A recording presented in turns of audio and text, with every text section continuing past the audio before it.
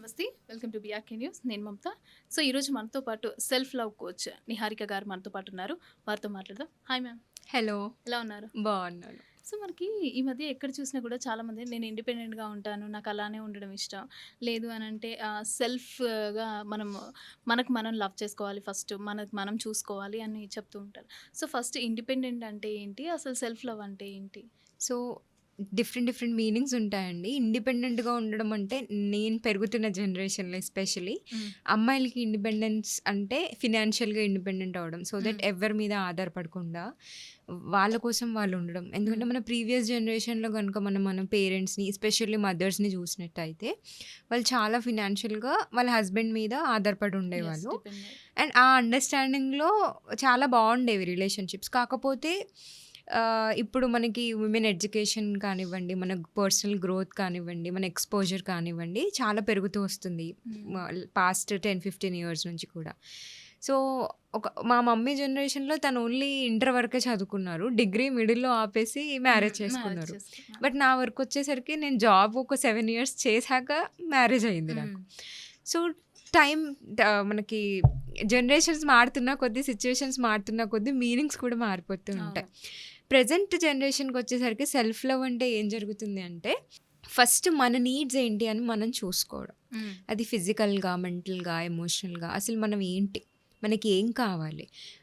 ఎప్పుడు మనం ఎలా ఉన్నాం? మనం అసలు మనకు ఎలా ఉంటున్నాము? అందరు చెప్పే మాటలు వింటూ పెరుగుతున్నాము. అవును. వాళ్ళు చెప్పేది నాకు సరైందా కాదా అసలు? నాకేం కావాలి? అనేది మనం ఎప్పుడైతే అర్థం చేసుకుంటూ ఉంటామో అదే సెల్ఫ్ లవ్ అంటే. హ్మ్. ఫర్ ఎగ్జాంపుల్‌కి ఇప్పుడు ఒక చిన్న బేబీ ఎవరైనా బాబు ఏడ్చాడనుకోండి, యూజువల్‌గా మనకి ఇనపడే ఒక జడ్జ్‌మెంట్ ఏంటంటే, "అబ్బాయి అయ్యుండి ఏడుస్తావేంట్రా? హ్మ్. నువ్వేమన్నా ఆడపిల్లవా?" అని చెప్తూ ఉంటారు. యెస్. బట్ అక్కడ వాడికి ఆ ఎమోషన్ ఒస్తుంది. బాధ అనేది ఒస్తుంది. బట్ చుట్టుపక్కల ఇతరులు చెప్పింది వినే వాడు ఐడెంటిటీ అనేది ఏర్పాటు చేసుకుంటారు ఆ చిన్న బేబీ అనేవాడు. ఎప్పుడైతే వాడు ఏడవడం అనేది తప్పు అని భావిస్తున్నాడో, చుట్టుపక్కల ఎవరు ఏం చెప్తే అది గుడ్డిగా నమ్మేస్తారు కదా! యెస్. పిల్లలు that was how the nature is. హ్మ్. మన తల్లిదండ్రులు కానీ, మన ఎన్విరాన్మెంట్ కానీ ఏం చెప్తే అదే రైట్ అని పెరుగుతూ ఉంటారు హ్మ్. కాబట్టి, ఎప్పుడైతే వాడి యొక్క నీడ్ ఏంటి ఇక్కడ వాడు ఏడవాలి. బట్ వాడు ఏడవట్లేడు. సో, ఆ బేబీ ఏడవకపోయేసరికి వాడి లోపల ఎమోషన్ అనేది కంప్లీట్‌గా స్ట్రక్ అయిపోయి ఉంటుందనమాట. హ్మ్. తను ఊహ తెలిసినప్పటికీ అది స్ట్రక్ అయిపోయి ఉంటుంది. ఇంకా అలాగే పెరుగుతారు. స్ట్రాంగుండాలి అని చెప్పి లోపల అదొక రకమైన వాళ్ళకి వాళ్ళు దూరమైపోతారు. యాక్చువల్‌గా మనము అక్కడ ఏడవాలనిపించినప్పుడు ఏడ్చేస్తే అక్కడికే అయిపోతుంది గదా! యెస్.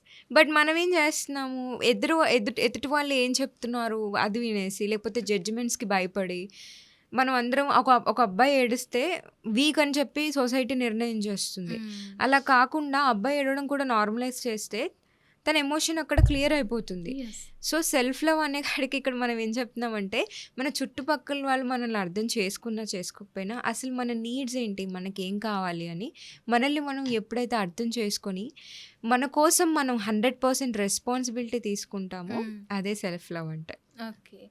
సో, ఈ సెల్ఫ్ లవ్ గురించి మాట్లాడుకుంటే మనము చాలామంది ఈ మధ్య ఎలోన్‌గా ఉంటున్నారు. హ్మ్. సో, ఆ ఎలోన్ ఉండి కూడా కొంతమంది స్ట్రెస్‌కి ఫీల్ అవుతా హ్మ్. ఉంటారు. సో, ఇది ఎంతవరకు కరెక్ట్? అంటే మనం ఉండొచ్చంటారా ఈ రకంగా? సో, ఎలోన్‌కి, లోన్‌లీనెస్‌కి చాలా తేడా ఉంటుంది. ఓకే. లోన్‌లీనెస్ అనేది తను ఒంటరిగా ఉన్నా, చుట్టూ 100 మందున్నా కూడా తనకి ఏంటి అని తెలీదు. ఎప్పుడు లోపల ఒక డిస్‌కనెక్షన్ సో, ఉంటది. మన పెద్దవాళ్ళంటారు గదా! "అరే! మనసెక్కడో ఉంది. నువ్విక్కడే ఉన్నావు." ఆ! So, similar kind of things. Okay. ఇప్పుడు నా చుట్టూ 100 మంది ఉన్నా కూడా ఎవరితో హ్యాపీగా లేను అంటే ప్రాబ్లమ్ నా లోపలుంది. హ్మ్. చుట్టుపక్కల వాళ్ళు ఉన్న దాంట్లో లేదు. హ్మ్. ఎలోన్‌నెస్ ఈస్ లైక్ నన్ను నేను కంప్లీట్‌గా I'm believing and enjoying my self. Okay. అసలు నేనేంటి అనే ఒక హ్యాపీనెస్‌లో ఉంటున్నాను. ఇప్పుడు చూడండి 3, 4 ఇయర్స్ బేబీని గనుక మీరు చూస్తే, వాళ్ళకి నచ్చినట్టు వాళ్ళుంటారు. ఎగురుతారు, గెంతుతారు, నవ్వుతారు, అరుస్తారు. అసలు వాళ్ళకి లైఫ్ అంటే చాలా ఎంజాయింగ్‌గా అనిపిస్తుంది.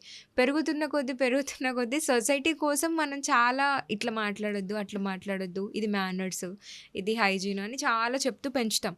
బట్ ఆ క్రమంలో మనతో మనం డిస్కనెక్ట్ అయిపోతే, హ్మ్. అప్పుడు మన కోసం మనం బ్రతకట్లే. ఇంక చుట్టుపక్కల వాళ్ళ కోసమే బ్రతుకుతున్నట్టు అయిపోతుంది. హ్మ్. చూడండి నా కప్ ఫిల్ అవ్వకుండా నేను నా కాఫీ మీకు షేర్ చేయలేను. యాహ్! ఎగ్జాక్ట్‌లీ. సో, నేను హ్యాపీగా లేనప్పుడు నేను ఎంతమందితో ఉన్నా I can't be happy. But at the same time నా కప్ నేను ఫిల్ చేసుకున్నాననుకోండి, I can share anything. I know how to fill my cup. Hmm. ఇప్పుడు రిలేషన్‌షిప్స్ అన్నిట్లో కూడా ఏం జరుగుతుంది అంటే, నా కప్ ఇంకొకళ్ళు ఫిల్ చేయాలి అని నేను వెయిట్ చేస్తున్నాను. హ్మ్. నాకెవరో వచ్చి మంచి ఫీలింగ్స్ ఇవ్వాలి. అది ఎస్పెషల్లీ పార్ట్నర్ మీద మనం బాగా రుద్దుతూ ఉంటాం ఇవి. ఎవరో వచ్చి మనకు మంచి ఫీలింగ్స్ దానివల్లే ఇవ్వాలి. అన్ని గొడవలు. ఎవరో వచ్చి మనకు కావాల్సిన ఎక్స్‌పెక్టేషన్స్‌ని ఇచ్చి, దానికి ప్రేమ అని పేరు పెట్టి, నువ్వు అది చేస్తున్నావు కాబట్టి నాకు మంచి ఫీలింగ్ వస్తుంది కాబట్టి ప్రేమ. హ్మ్. నాకు నచ్చింది నువ్వు చేయట్లేదంటే నువ్వు నన్ను ప్రేమించట్లేదు. జడ్జిమెంట్ ఇచ్చేస్తావు అన్నమాట. నాన్‌సెన్స్ అది. ఆ! సో, ఎప్పుడైతే మనం ఇలా ఒక అవసరం కోసం మ్యారేజ్ చేసుకుంటున్నామో, హ్మ్. మనకేదో కావాలి కాబట్టి ఆపోజిట్ పర్సన్‌ని మన లైఫ్‌లో తెచ్చుకుంటున్నామో, అక్కడ కోర్ ఫౌండేషనే దెబ్బతింటుంది. రాంగ్ రాంగ్ అవుతుంది. అవుతుంది. కాబట్టి చాలా రిలేషన్‌షిప్స్ మనకి బ్రేక్ అవ్వడానికి రీజన్స్ కూడా ఎక్స్‌పెక్టేషన్స్. అది హ్మ్. మనకి వాలిడ్ ఎక్స్‌పెక్టేషనే అయ్యుండొచ్చు. నేను చాలా మందితో మాట్లాడినప్పుడు వాళ్ళు మాకేం చెప్తారంటే, మా హస్బెండ్ హ్మ్. ఇలా నేను తనకేమో బాగా గ్రాండ్‌గా బర్త్‌డే మొత్తం ఇంట్లో సెలబ్రేట్ డెకరేట్ చేశాను. చేశాను. తను మాత్రం నా బర్త్‌డేకి చిన్న పువ్విచ్చాడు అని చెప్తూ ఉంటారనమాట. సో, ఇక్కడ ఎక్స్‌పెక్టేషన్ ఉంది. నేను నీకు చేశాను కాబట్టి నువ్వు నాకు చెయ్యి అని. ఓకే. ఎప్పుడైతే ఆ ఎక్స్‌పెక్టేషన్ ఉంటుందో, మనం ఆ పర్సన్‌ని ఉన్నదున్నట్టుగా అసలు తన లవ్ లాంగ్వేజ్ ఏంటి అనేది మనం చూడట్లేదు.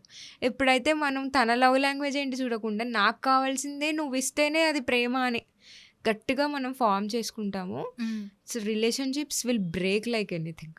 ఓకే. సో, అక్కడ మనకేంటంటే మెయిన్‌గా మనం ఎక్స్‌పెక్టేషన్స్ అనేది కొంచెం తగ్గించుకోవడం బెటర్. ఇప్పుడు రియలిస్టిక్‌గా ఉండాలండి. హ్మ్.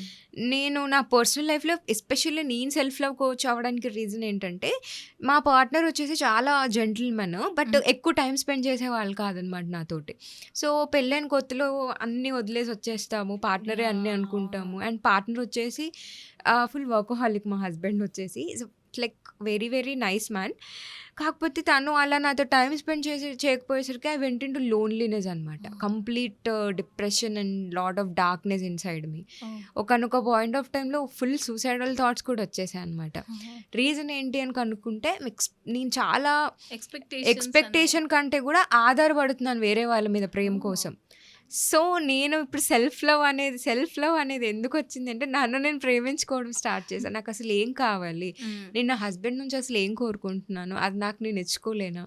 అప్పుడు లోన్లీనెస్‌లో నుంచి ఎలోన్‌నెస్‌కొచ్చేసా. అంటే నాతో నేను టైమ్ స్పెండ్ చేయడం మొదలుపెట్టా. అసలు హ్మ్. నాకేం కావాలి? ఏమంటే ఇష్టం?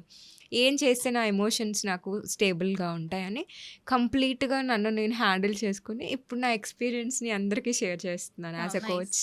సో, ఇప్పుడు కొంతమంది సెల్ఫ్ లవ్‌కి సంబంధించి చూసుకున్నా, లేకపోతే నేను ఇండిపెండెంట్‌గానే ఉంటాను. నాకు ఇలానే ఉండడం ఇష్టం అనేసి పేరెంట్స్‌ని కూడా వదిలేసి బయటకొస్తున్న రోజులివి.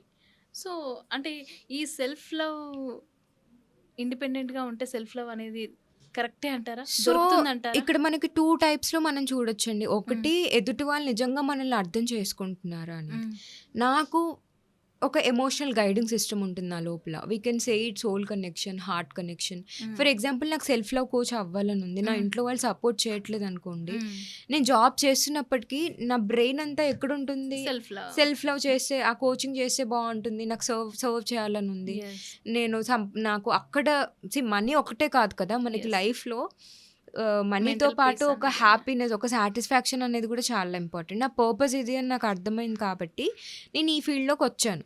I used to earn a lot like 50,000-70,000 per month. Hmm. But అదంతా వదిలేసి నేను ఇందులోకి రావడం is like a bold decision for me నిజం యెస్. చెప్పాలి యెస్. అంటే. యెస్. ఇప్పుడు ప్రతి చిన్నదానికి నేను మా హస్బెండ్‌ని అడగాలి. రూ. 1 నుంచి రూ. 1,000 అయినా, 10,000 అయినా మా హస్బెండ్‌నే అడగాలి. హ్మ్.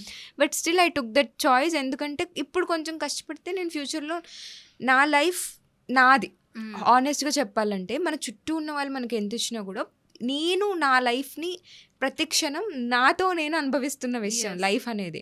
కాబట్టి చుట్టుపక్కల వాళ్ళది ఎంత పేరెంట్స్ అయినా అర్థం చేసుకోకుండా ఫోర్స్‌బుల్‌గా వాళ్ళకి నచ్చిందే చెయ్యాలి అని అంటున్న క్రమంలో, ఇప్పుడు చాలా వరకి బోల్డ్‌గా కొంతమంది బయటకొచ్చేస్తున్నారు. హ్మ్. సో, వాళ్ళ లైఫ్ కోసం వాళ్ళు రెస్పెక్ట్ ఇస్తున్నారు కాబట్టి దాన్ని మనం జడ్జ్ చేయాల్సిన అవసరం లేదు. ఓకే. ఈ లోన్‌లీనెస్ నుంచి బయటికి రావాలంటే ఏం చేయాలంట? జస్ట్ అసలు మీకు లోన్లీనెస్ అనే ఫీలింగ్ ఎందుకొస్తుందనేది ఫస్ట్ ట్యాప్ చేసి చూసుకోవాలి మన హ్మ్. లోపల. ఏం ఏం కావాలి మీకు? కావాలి? ఆ! సో, మనకి చాలా వరకి చిన్నప్పటి నుంచి మనం మదర్ దగ్గర పెరుగుతాం కాబట్టి, హ్మ్. రిలేషన్‌షిప్స్ ఇవన్నీ చూసి పెరుగుతాం కాబట్టి, ఇంకా మనకి సోషల్ మీడియాలో, మూవీస్‌లో ఇంకా అబ్బాయి, హ్మ్. అమ్మాయి లవ్ సీన్స్ అవన్నీ చూసి మనకు కావాల్సిందంతా ఓన్లీ ఒక్క పర్సన్ మాత్రమే ఇవ్వగలడనే ఒక భ్రమలోకెళ్ళిపోతాం. హ్మ్. బట్ ఆనెస్ట్‌గా చూస్తే లైఫ్‌లో చాలా ఉంటాయి. ఆర్ట్ ద్వారా మనకి ఎమోషనల్ హ్యాపీనెస్ రావచ్చు. ఒక డాన్స్ ద్వారా రావచ్చు. హ్మ్. నాకు పర్సనల్‌గా రీడింగ్ అంటే చాలా ఇష్టం. Books okay. చదువుతూ ఉంటాను. ఇప్పుడు నా బేబీకి 2 ఇయర్స్. ఎక్కువ టైం దొరకట్లేదు. బట్ ఒకవేళ టైం దొరికితే నేను ఒక బుక్ చదవాలి అని అనుకుంటాననమాట. ఆ తర్వాత నాకు స్పిరిచ్యువల్ విజ్డమ్ అన్నా కూడా చాలా ఇంట్రెస్ట్. వావ్! అలాంటి బుక్స్ చాలా చదువుతూ ఉంటాను. సో, మనకసలు ఎక్కడ టైమ్ స్పెండ్ చేస్తే మన ఏ ఎక్కడ మన ఎనర్జీ పెడితే మన లైఫ్‌లో హ్యాపీనెస్ వస్తుంది అనే విషయం గనుక మనం చూసుకుంటే, ఎవ్రీథింగ్ ఈజ్ ఫోకస్ అండి. హ్మ్. మనం మా హస్బెండ్ అది ఇవ్వట్లేదు, మా అత్తగారు అలా ఉన్నారు, మా మమ్మీ ఇలా ఉన్నారు, మా తమ్ముడు అలా ఉన్నారని ఫోకస్ పెడితే అదే మన జీవితంలో అవును. కనపడుతూ ఉంటది. అవును. ఒక్కసారి మనం లైఫ్‌లో బయటకొచ్చి ఎక్కడ నా ఫోకస్ అండ్ ఎనర్జీ పెడితే నా లైఫ్‌లో నేను హ్యాపీగా ఉంటాను అనేది మనం కనుక ఒకసారి చూసుకున్నామంటే, హ్మ్. అక్కడ లోన్‌లీనెస్ నుంచి మెల్లిగా, మెల్లిగా, మెల్లిగా మనం బయటికి రావడం స్టార్ట్ అవుతదనమాట.